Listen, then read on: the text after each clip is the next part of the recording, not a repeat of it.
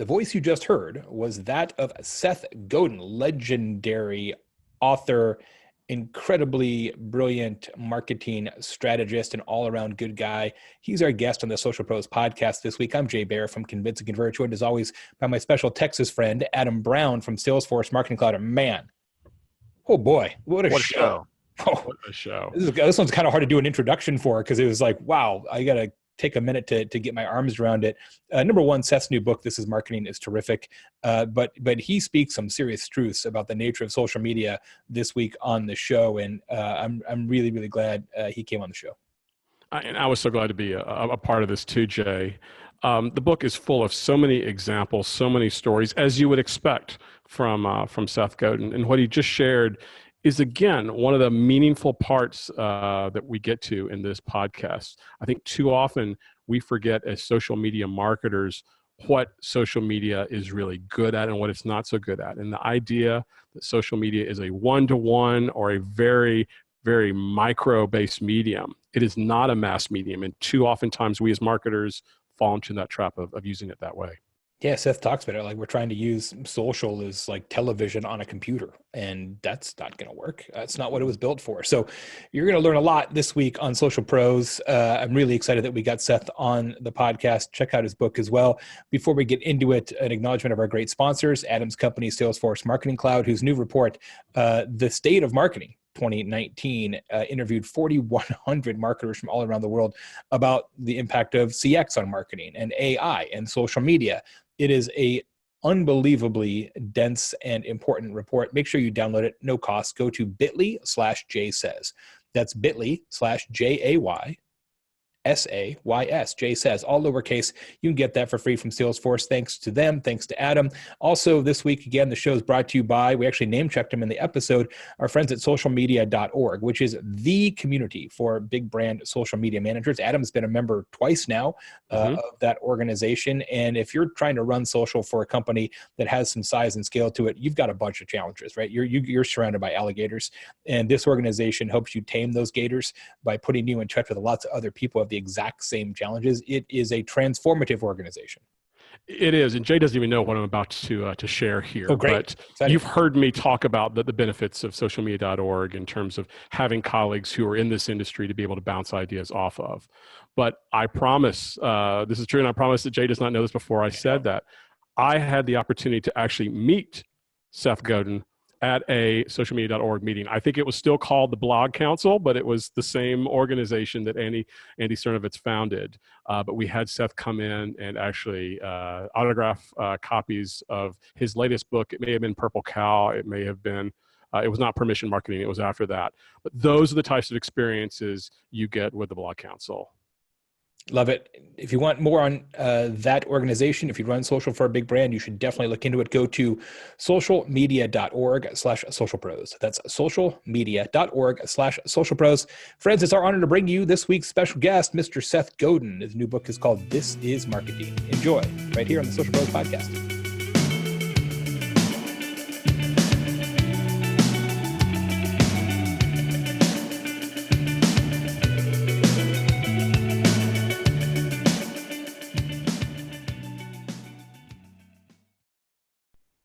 Legendary author, marketing superstar, person who actually has his own action figure, author of the brand new book, This is Marketing, the one, the only, the bald man with the glasses, Seth Godin, joins us this week on Social Pros. Mr. Godin, thank you for your time. Welcome to the show. Thanks for being here. Wow. What a great intro. It's so good to see you guys. And thanks for helping me make a ruckus. You are making a ruckus as always. Absolutely. Before we get into the actual book, let me just say, beginning of the show, before people start tuning out, This is Marketing, absolutely a must-read, extraordinary book. Everybody who listens to the show needs to grab a copy of it. Why did you write this one? Well, you know, I've a hypocrite for sure, and I've quit book publishing several times. And books are a magical... I wish I could quit you, book publishing. Books are a magical medium. They have a lot going for them. They don't need a battery unless they're on the Kindle, and you can hand them from person to person. But they are cumbersome. They take a year to produce, and more people are not reading books. And so if I can write a blog post and solve my book itch, I will write a blog post every time.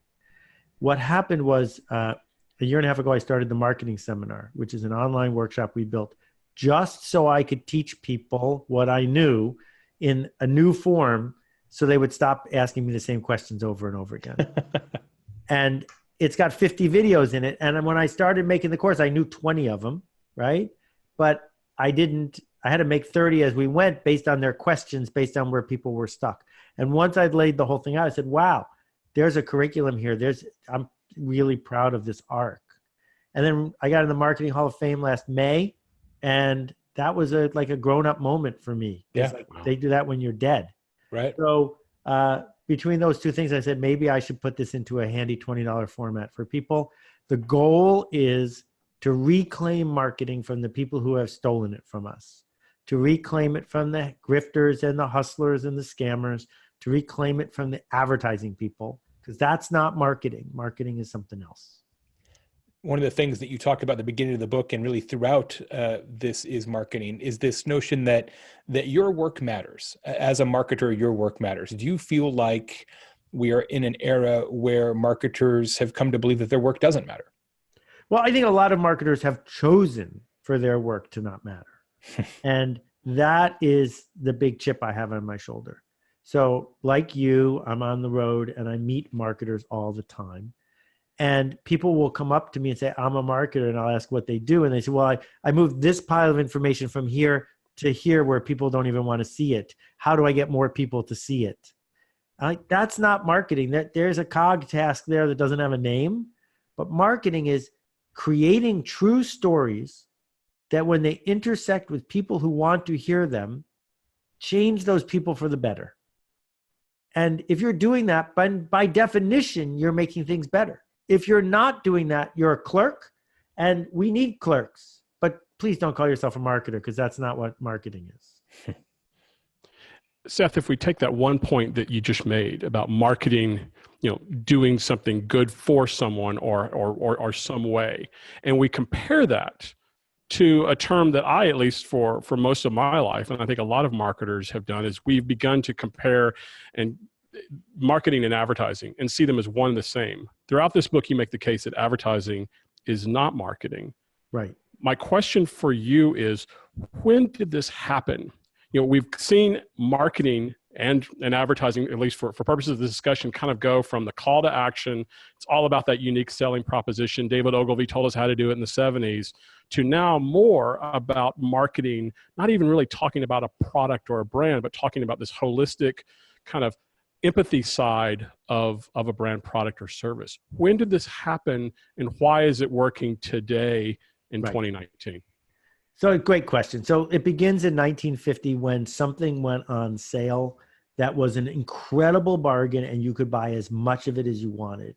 And that thing was attention. So beginning in 1950, you could buy TV ads at an insane discount. And the reason is that the networks weren't that good at optimizing and maximizing the performance of the spectrum they owned. And so if you had the guts to hire Don Draper, if you had the guts to show up with bundles of cash, you could build a brand for the ages. And so the 1960s and the 1970s, we saw a new important brand built every week via TV and then magazine advertising. So of course you needed to get good at that, because it was a miracle that it worked, but it worked beautifully. And so this interregnum, to steal from Jeff Jarvis a little bit, the parentheses of advertising, 1950 to 2000, what a run, 50 years of it being perfect. That's several careers worth of time.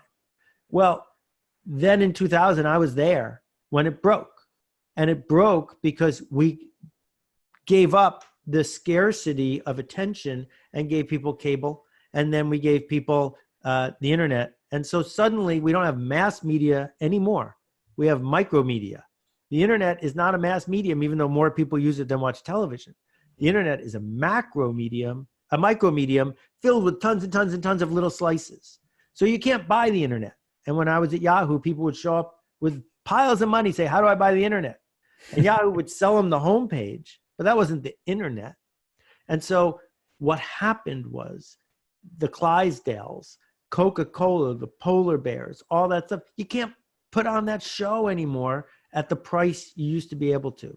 And so the yield plummeted.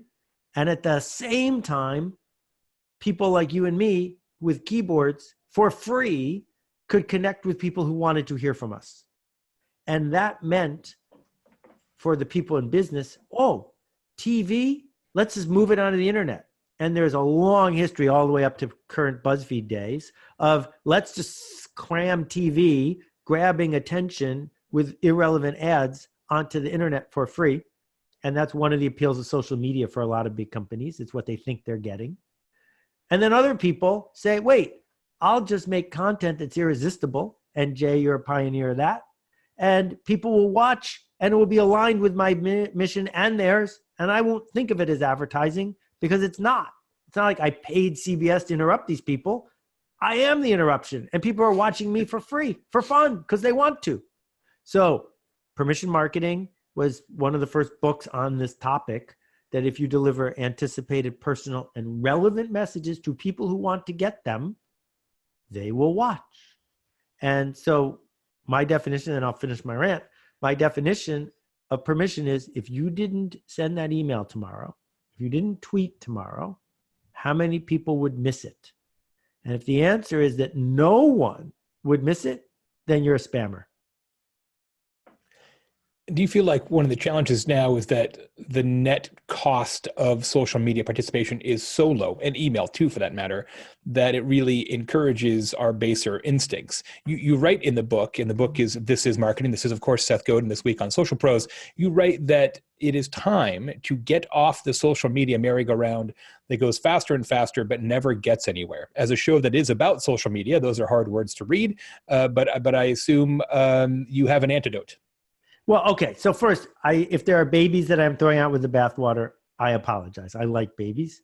The thing is, there's an open API for email. Anyone can plug into it.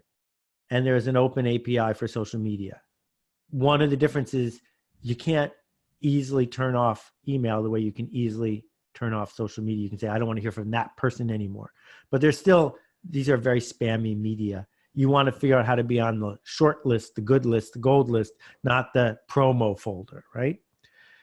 My argument about social media is that it is largely a symptom, not a tactic, when it is used correctly. So here's the example that didn't make the book. The example is the Mona Lisa is big on Instagram. She's all over Instagram, but she's not a real person and she doesn't have an account. So what's going on there? What's going on there is that the Mona Lisa's presence is a symptom of the fact that she stands for something, that people want to see her, that she matters. And other people are talking about the Mona Lisa. So where I begin is get as far away from Oreo, coming up with a clever tweet during the Super Bowl that goes down in legend and didn't sell one extra Oreo, and instead figure out how to do what Oreo did in the first place 100 years ago, which is make a cookie that kids care about. If you do that, people will talk about you in social media. But this idea that you can mechanize and cogify this thing and just give people a script that they will keep somehow burning through on social media, and then we were just arguing about this in the office today. No, there's no evidence that this works. You want to build the thing that will cast a shadow on social media, but social media is not your source of light. So social media is where the evidence of your success is witnessed, right, more so than the creator of your success. Correct. And so we need social media managers, and they have a not trivial job, but it is not at the core of your marketing. The core of your marketing is to tell a story to the right people in the right way that deals with status roles and trust and fear and dominance and affiliation, so that they want more of you, that they want you to succeed, that they want to be part of it. If you can do that part, you will discover social media goes way easier. Seth, you mentioned the Super Bowl. And as we record this, we are just 2 days away from Super Bowl 53 in Atlanta. And in the book, you talk a little bit about one of the most successful, I think we can all three agree, Super Bowl campaigns, and that was for Apple in 1984 with Lee Clow's amazing 1984 ad. My question for you is this. You talk about it in the book, about why that was successful and why Apple really only needed about 1 million of those 100 million people who saw that ad to get it. And that immediately made me think about social media, because in a way, when we're trying to create, a sort of phenomenon or a story, that's what social can do when we do it right. Could you talk a little bit about that campaign? Okay, so here's Super Bowl lie, because I have to use Roman numerals when I talk about it. People talk about the ads on the Super Bowl as if that's interesting, and that was invented by Apple. Apple got way more coverage for the ad before and after the Super Bowl than they did from the Super Bowl itself. And the essence of the story in the book is, when you're launching a product, it's for the early adopters. It's for the nerds. It's for the people who want to go first. The Super Bowl is for the masses. So when you run a Doritos commercial on the Super Bowl, we have evidence to show that enough people will go out during halftime to refill on chips that ad will pay for itself. That's different than the Apple ad, which said to 99 million people, you don't need to understand this. It's not for you. That's brilliant, because they got enough. They got enough of the early adopters to establish a standard. Now, when we go on to social, remembering it's a micro medium, remembering that even the biggest people on social have a tiny fraction of the attention of any given moment, we have to figure out how to become idiosyncratic, how to stand for something specific, how we are not an AM disc jockey on WBEN in Buffalo, New York during drive time, where if you lose a car, that's going to cost you. You are a meaningful specific, as Zig would say, not a wandering generality. And so the goal is to find the smallest viable audience, the smallest group of people who would miss you if you were gone, that you can be sustained by. And anything above that is a bonus.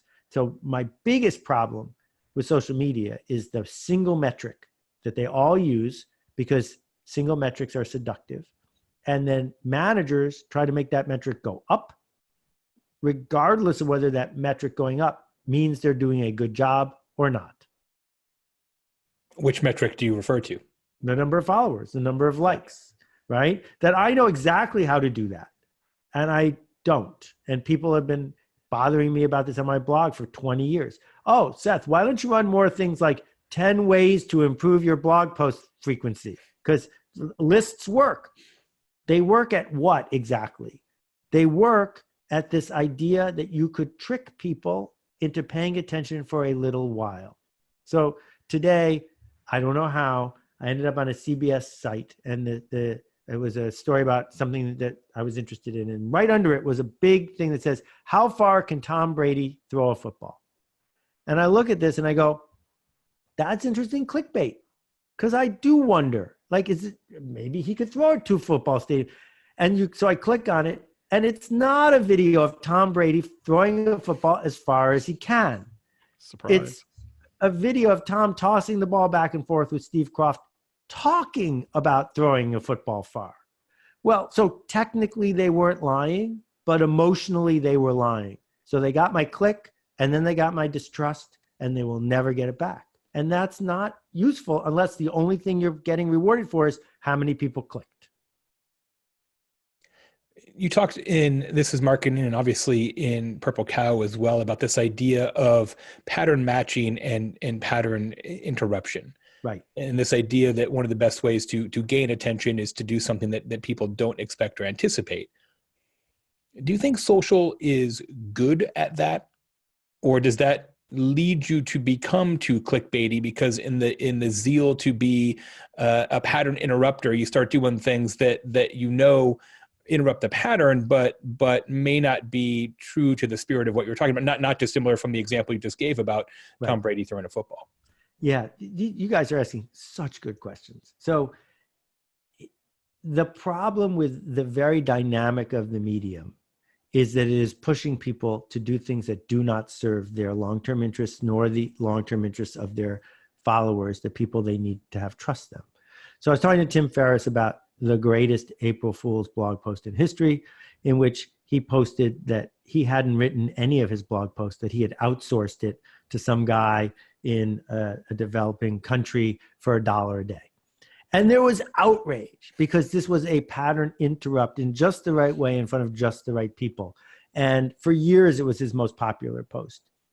And he regretted it from the very first minute, because in order to get a whole bunch of clicks from strangers, he got a whole bunch of people to wonder about whether anything he said was true. And so when we're talking about an open API with millions of profit seekers all competing for that next click, it's sort of inevitable that that's what's going to happen. You talk about the fact that we as marketers need to, again, be thinking about our consumer and what he or she may need. And in a way, that's empathy. And that's empathy is another topic that you talk about in this new book. I had the benefit of interviewing Mitra Dial here on this podcast 2 weeks ago, as he talked about artificial empathy, his new book, really at the intersection of AI, of empathy, and business. And Seth, my question for you is really, where and why did this empathy thing come from? Because it is very much like you said, it is now about being heartfelt. It is about really looking at the needs of that customer, of that consumer, but it is so against kind of how we've looked at marketing in the past. And we've now seen examples of where marketers have gone from selling detergent and razors to now really focusing on something completely different, like the Gillette ads of about a month ago. Where did this come from, and is this sustainable, and is this going to stay around for a while? So let's talk first briefly about authenticity. I think authenticity is a trap, and I don't think it is much of a topic when we're talking about commercial interaction. People don't want their surgeon or their lawyer or their cereal company to be authentic. They want them to be consistent. And those are two different things. So if you don't feel like being cheerful today, but I came here for you to be cheerful, I want you to be cheerful. If you don't feel like doing heart surgery today, but I'm going to die if you don't do it, I want you to do heart surgery. That was the promise you make. Keep your promise. So what it means to be a brand is not to have a logo. It means you made a promise. And you can't be an authentic human and keep your promise every time at the same time. So if I have the choice, I'd rather have you keep your promise. Thank you very much. So then we end up with this medium where it's really easy to push away the other. It's really easy to throw shade. It's really easy to say, I'm not with you. And that's human. That's okay. Unless you want me to buy something from you. And if you want me to buy something from you, you have to see me for who I am. So the marketer says, you don't know what I know. You don't want what I want. You don't see what I see. And that's okay. But if you can't add, and that's okay, you've just ended the relationship. But if you can say, that's okay, but if you want to go where I'm going, let me teach you something, we can go together. That is how a man can sell pantyhose to a woman, because he is never going to wear pantyhose. But he could say, if you learn this thing, maybe you would decide that this matches what you want. Because I know you're not going to buy this product because you want me to succeed. You're going to buy this product because you want to get what you want. And so what we need to do as marketers, and I would include among marketers politicians, I would include among marketers even citizens and people in a community, is develop this practical empathy, even if we're only selfish, because it's the only way to engage, to educate, to enroll, and to cause action. In fact, you talk about that in the book. You talk about replacing the word consumer or customer with student. Right. And that's it. This was the one sentence that caused the most pushback in the first marketing seminar. And now that people see it coming, they're getting the point, which is being a student is voluntary. No one educates at you. They have to educate with you or it doesn't work. So if you can treat people as people who, if they just learned something from you, would eagerly engage with you, it makes it a lot easier to be a marketer in a world where you can't steal attention. I love the section in the book, Seth, when you talked about Casey Neistat and his ability to consistently fill the top of his funnel with interested students and people who just love his attitude and his teachings. And then a few of those people will take the next step, and fewer yet will take the third step. And that's sort of how a funnel works. You are famously inactive in social media. Is that because you don't feel like social adds to the top of your funnel? No, it's because I'm selfish. I knew when Twitter came along, it was really early days. You were there early days. Oh, yeah. I knew if I showed up in a certain way at a certain pace, I could do very well there. But I also knew it would make me unhappy. And I knew that it would take away from my blogging. And I decided it would be better for me and the people I serve to remain good at my blogging than to be mediocre at both.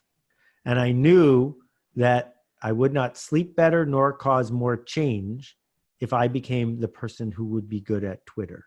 So that's the reason I did it. I am not a corporation. I'm a person, right? If I was a corporation with shareholders and I had made a promise to those shareholders, I would have had a totally different conversation. Yeah, that's an interesting perspective. You are a writer, first and foremost. You're obviously involved in many other things, but you are a prolific writer, not only in book format, but of course, the famous blog. What's your take on the coin of the realm in content and communication moving more and more toward video? Yeah. So this is what happens when you get old, right? Because I don't understand certain kinds of pop music either. Here's my challenge with video. It's currently really hard to scan and search. It's going to get easier, but it's never going to be as useful. In the latest edition of the marketing seminar, someone figured out how to make the type bigger on their iPhone, and they wanted to share it with other people. And they made a video that lasted 3 minutes. And we summarized it up with, if you need to make the type bigger, click this link. And it took you straight to the place where you could do it. Now, I get why engaging with linear video might feel more human. Yeah. But as someone who's trying to get through the day with as many interactions that are useful as I feel like I can, I was like, why did we just waste 172 seconds on this? So yes, it's working. We're entering this post-literate world. When I give a talk now, if I'm doing a book signing at the end, more than half the people, when offered a free book, would rather have a selfie. And I totally get the emotion behind that. But the old man in me says, I fear for the end of the 500-year run of dense, proven, thoughtful information, when all I have to do is turn on a camera and make a 3-hour video instead of spending a year of my life making a book.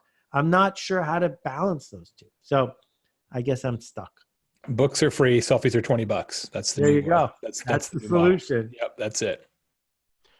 So no matter what the channel, whether it is video or photography, there is one part, Seth, of your book that I've actually put up on my wall in my office. Wow. And it's something that I think we should all remember. And it's your simple marketing promise. And it's 3 sentences. I'm going to read it to everyone. And then I would love for you to dissect it with an example. And I'm going to give you the example. But the marketing promise is so simple and so straightforward. It is, my product is for people who believe blank. And we fill in the blank. I will focus on people who want blank. And I promise that engaging with what I make will help you get blank. Right. I have found this to be an invaluable tool for me as I work with our customers at Salesforce in their marketing disciplines. What I would love for you to do for our audience is to pretend that you are head of marketing of a company that makes, let's say, earmuffs, because of the polar vortex that's also going on as we record this. Fill in those 3 blanks as a marketer of earmuffs and help our audience understand how you make that pivot. Adam, maybe it should have been a marketer of a podcast about social media, but please continue. We could have gotten some free marketing here, Jay. You're exactly right. So this goes super deep. It's not about demographics. It's about psychographics. That the only way to do real advanced marketing is not to market to what people look like or what's on their census form, but on what they believe, right? So for people who believe that looking good in front of other people in a certain way gives them joy and satisfaction. Now, a certain way needs to be 2 pages long, but that's the short version. And for people who want their status among the community of X to go up, my product will give them a weather-based excuse to put on a haberdashery show that lets those people that they wanted to look better in front of be jealous of how sharp they look. So earmuffs have nothing to do with ears. Keeping your ears warm. Cold, right? They don't. This is better because it's already connected, right? What it has to do with is you're putting on a show, and You're not accessorizing. going to buy them if they don't make you match your vision of who you could become. And if you don't want to become someone else, I got no chance of selling you earmuffs. Yeah, and it's all like that, right? Whether it's pocket squares or watches or anything that's outside the very, very, very. I mean, this is not an accidental sport coat. Like none of mine are. Not accidental glasses on Seth either. Right. You know, those weren't just like randomly selected from the bin. Everybody's signaling all the time. And it's funny. I love your analogy. I think in marketing, we've all gotten caught up in this idea of personas and saying, okay, sell on needs, not wants. But the reality is it's all wants. Exactly. There are no needs, not for most people, not in a first world country. I mean, I do a lot of work in CX now, and there's this philosophy, not untrue, that CX is everything, that without customer experience, your marketing doesn't matter. But that's a first world choice, right? To be able to pick a product or pick a brand based on the experience. God, what a world we live in, right? I mean, we used to have to pick products based on their existence, right? That you could even find, you can have any color you want as long as it's black. We're a long way away from those days. Right. And so let me just dig deep into the empathy issue here. Do I have enough time to tell one more? Okay. Yeah. So when I was in India, and I tell the story in the book, selling something that was deeply needed to people who needed it, reading glasses for 55-year-olds. And I won't go into all the detail, but the punchline of the story was I didn't have practical empathy, because I started by saying, if I were you, I'd want a selection of 10 different kinds of glasses, and I'd want to make sure that they were all brand new and sanitary. And that's what we're giving you. And I don't know why you're not buying them. And then I said, wait a minute. For people who have been poor their whole lives, whose parents were poor and whose grandparents were poor, for people who work super hard but don't have a lot of prospects ahead of them, choice is an enemy. Choice is a pothole. Choice means you might be wrong. Shopping is not fun. For people who have never shopped once in their life for fun, showing up and saying, you want to go shopping for glasses is a threat. It is not a panacea. How can I serve you? Well, get rid of all the glasses and say, here are the glasses, want them or not? Yeah. All of a sudden, I'm saying, you're okay. Because for people who want to solve their eyeglass problem and then move on, and to do it in a way that's proven and deniable and cheap and fast, here they are. And we doubled the percentage of people who got the glasses that they needed. Because I went to where they were. I didn't insist that they come to where I was. You make it a light switch decision. It's on or off. I'm so glad you mentioned that. So to me, that was the single most impactful 3 pages in the amazing book, This is Marketing by Seth Godin. So much so, I coincidentally read this book on the way to Mexico for our annual company retreat. And when I got to that point, it really hit me like a bolt of lightning, because as a consulting firm that helps a lot of brands with social media and content marketing and all of this stuff, we are in the business of making recommendations, right? We're not an agency. We don't do stuff. We tell people what to do. And one of the things that I realized because of your story about the glasses in India, where we were failing, is we would say to clients, well, you could do this, or you might also consider doing this. And in so doing, by trying to be inclusive, we're actually creating dissonance, friction, fear, and uncertainty. So literally the next morning, we had our sort of big, state of the union. I said, okay, from now on, nobody sends me something to approve that has more than one recommendation. That's it. We get one. If you can't decide what software is the best for the client, then you're putting the onus back on them to decide what software is best for them. So it already, just in a few weeks, has had a huge impact on our business. We've been doing this for 10 years, and I've been doing this for 30 years. So thank you for that. Well, you're welcome. And I got to tell you, that day in India changed my life forever. Not just from the academics of what I do, but standing in that 100-degree heat with that group of people, I saw a whole different way to be in the world, and I will never forget it. So I'm glad it resonated with you. Seth, there's so many parts of this book that resonate with me, and this is true for all of your books. And I'd also recommend that anybody who hasn't read Permission Marketing to read it. It is still such an evergreen read in 2019, and some of the pitfalls and hurdles that you identified back. You wrote that, I think, what, 2000? Do you remember? Oh, sorry, don't remember. Early 2000s. Still so That's resonant. when you know you got a lot of books when you can't remember what year they came out. So I need to go over and look at it on my bookshelf. One of the things I thought was interesting in this one, Seth, is you talk about the word culture and not liking it as it relates to making a particular marketing or business decision. Talk a little bit about that. Well, maybe I'm picking up the wrong thread, and we're not in sync on this one, but there is no the culture. There are many cultures. People like us do things like this. And so it begins with people like us. Not everyone, people like us. You get to decide who the people like us are. And then you get to decide what the things like this are. And you cannot deny your responsibility in this. That if you're a cigarette marketer, it's on you because marketing works.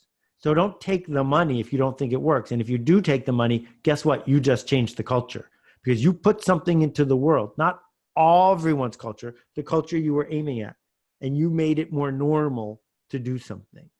And so for me, it's hard to imagine a job where you have more leverage to change the lives of more people than what we do. And so I think we got to own that. We got to own who it's for, what it's for, and the change we seek to make. The book is This Is Marketing. He is Seth Godin. Seth, I'm going to ask you the question that I get asked all the time on podcasts that I hate the most, just because I think it's hilarious to ask you. What's next for Seth Godin? What's the next thing you're going to do? And the reason I hate it is I say the same thing. I'm like, damn it, I just published this book. Like, what do you want? Right. Yeah. I doubled the size of my team for the first time in 5 years. Wow. And Exciting. I am getting off airplanes really aggressively. And we are spending all of our effort to build these workshops because they work better than anything I've ever done. So in early February, we'll be launching something called The Business of Food in conjunction with a professor at UC Berkeley named Will Rosenzweig, who's a great guy.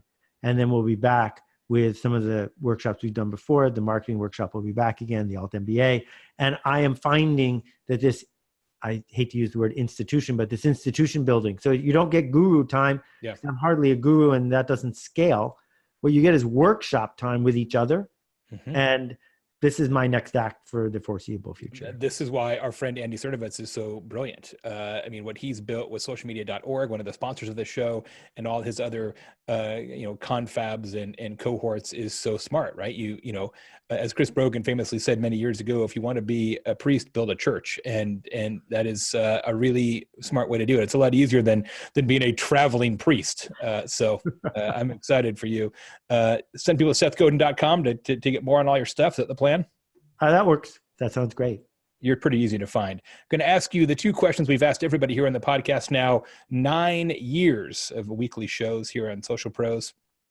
First question, Seth, what one tip would you give somebody who's looking to become a social pro? Become a marketing pro first. And what that means is you're in charge. You're in charge of the side effects, the way they answer the phone, the product you make, the pricing, who your customers are. If you get good at that, then by default, at no extra cost, you become a social pro. Yeah, that's a good answer. I like that a lot. Last question for Seth Godin. If you could do a video call with any living person, who would it be and why? So it's a tricky question because the goal is, of course, to outsmart the tricky question. You and I are lucky enough that we could get most people on a video call if we really tried.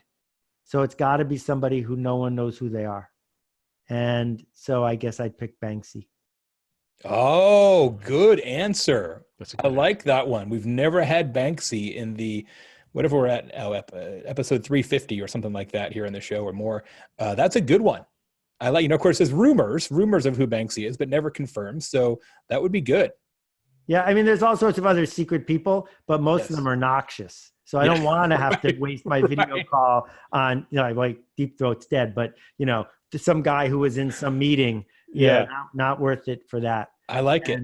And every time somebody asks me that question, I think about, usually they relax the one about living or dead. And I just got to tell you, I just want to talk to my mom one more time. Yeah. Wouldn't that be the greatest, huh?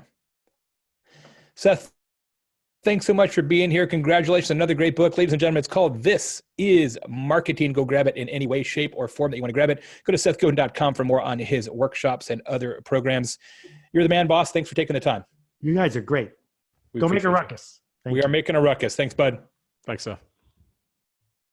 Ladies and gentlemen, that was Seth Godin. I am Jay Baer from Convince and Convert. He is Adam Brown from Salesforce Marketing Cloud. This is hopefully your favorite podcast where we make a ruckus about all things social. Don't forget every single episode going back all these years at socialpros.com, transcripts, audio, links, the whole thing. Check it out. We'll see you next week with more here on the Social Pros Podcast.